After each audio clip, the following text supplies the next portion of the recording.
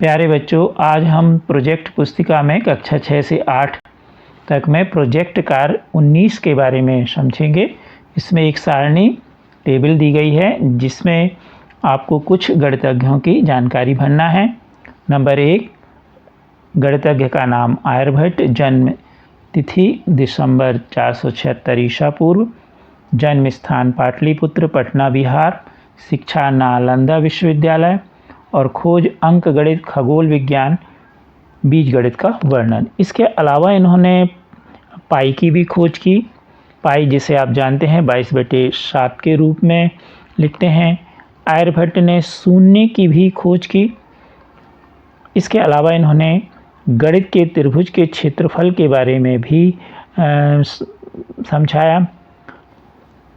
इन्होंने बीज गणित में आपके अंकों के वर्गों एवं घनों की श्रृंखला के जोड़ का भी उचित परिणाम का वर्णन किया है। साथ ही यह भी समझाया कि पृथ्वी गोलाकार नहीं अपितु दीर्घवृत्ताकार है। इसके अलावा इन्होंने खगोल विज्ञान में यह समझाया कि पहले ऐसी अवधारणा थी कि जो सूर्य ग्रहण है और चंद्र ग्रहण है, यह जो आपका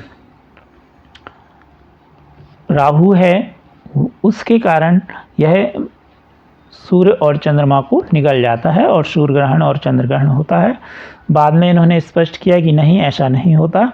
सूर्य, चंद्रमा और पृथ्वी जब तीनों एक सीध में होते हैं तो इस प्रकार उन्होंने बताया कि कब सूर्य ग्रहण होता है और कब चंद्र ग्रहण होता है। नंबर 2 पर हम देखें स्वामी भारतीय कृष्ण तीर्थ। इनका जन्म 14 मार्च 1884 तिरुनेलवेली में तमिलनाडु में हुआ। त्रिचुनापल्ली में मद्रास में इन्होंने शिक्षा प्राप्त की। वैदिक गणित और उनके 16 सूत्र तथा 13 उपसूत्र के रूप में इनको वैदिक गणित के किए जाए। आपने गणित में वैदिक गणित का उपयोग करके भी ऐसे प्रश्न देखे थे और आपने समझा था।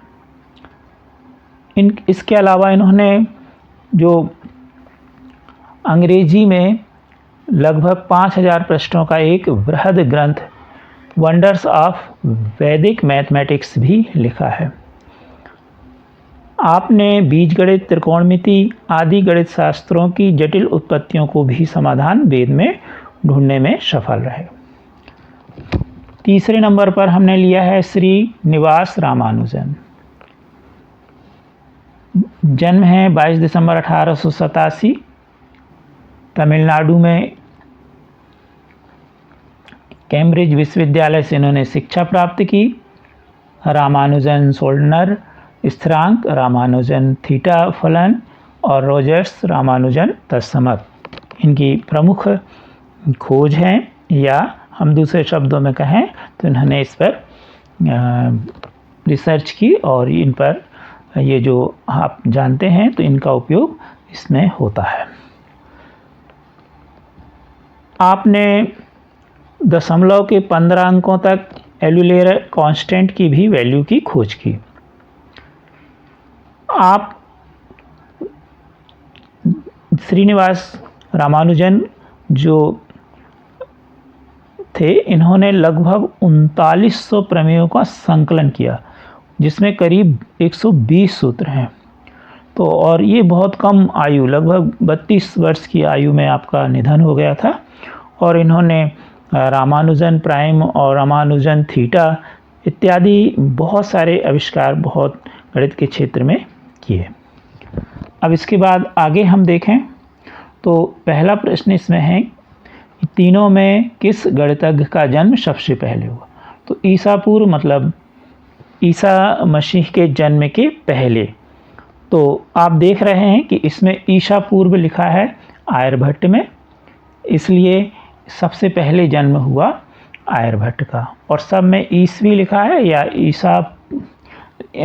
ईसवी सन लिखा रहता है, यानी ईसा मसीह के जन्म के बाद। तो इसका उत्तर होगा तीनों गणितज्ञों में आर्यभट्ट का जन्म सबसे पहले हुआ। अगला प्रश्न है तीनों में कौन से गणितज्ञ मध्य प्रदेश के थे। तो ये तीनों मध्य प्रदेश के नहीं हैं, जैसा आप उनके जन्म स्थान में देख रहे हैं। तो क्या मध्य प्रदेश में कोई भी आपके दिमाग में बात आ रही होगी कि गणितज्ञ नहीं है? तो हैं। तो जैसे ब्रह्मगुप्त, तो ब्रह्मगुप्त का जो जन्म है यह 598 से 668 के बीच इनका जो जन्म और मृत्यु थी। और ये जो तात्कालिक गुर्जर प्रदेश भीनमाल के अंतर्गत आने वाले शहर उज्जैन, जिसे हम मध्य प्रदेश के नाम से आज जानते हैं, तो यहाँ पर हुआ। और इन्होंने ब्रह्मस्फुट सिद्धांत, खंड खादक या खंड पद्धति आदि का कहना चाहिए रिसर्च की। प्रश्न तीसरा है खोज की। प्रश्न तीसरा है किन किन गणितज्ञों का जन्म ईसा पूर्व हुआ और किन का ईस्वी शताब्दी में हुआ? तो आपको हम पहले बता चुके हैं कि आर्यभट्ट का जन्म ईसा पूर्व हुआ 476 ईसा पूर्व, जबकि स्वामी भारती कृष्ण का जन्म 1884 ईस्वी में हुआ और श्रीनिवास रामानुजन का जन्म 1887 में हुआ। तो अभी आपने प्रोजेक्ट कार्य देखा। आप हमारे चैनल को शेयर सब्सक्राइब अवश्य कीजिए। Thank you.